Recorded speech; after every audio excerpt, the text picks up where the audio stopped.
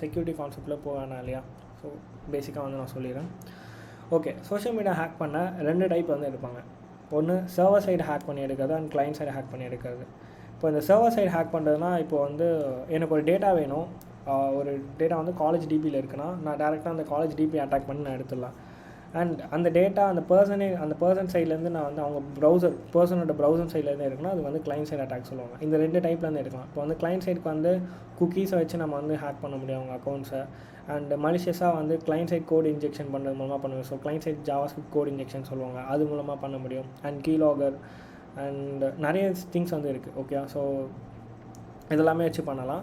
Server side பண்ணுறது வந்து அவங்க டேட்டா பேஸில் வந்து இன்ஜெக்ஷன் பேஸ்டு பக்ஸு அண்ட் வேறு எதனா பக்ஸ் யூஸ் பண்ணி நம்ம எக்ஸ்ப்ளாய்ட் பண்ணி அந்த டேட்டாஸ் வந்து எடுக்கிறது. ஓகேவா. ஸோ சர்வர் சைட் அட்டாக்ஸ்லாம் என்னென்ன பக்ஸ் வந்து வருதுன்னு பார்ப்போம். Finding account take over bug. Account take over பக்னால் சிம்பிள் தான், ஒன்றுமே இல்லை. ஏதோ ஒரு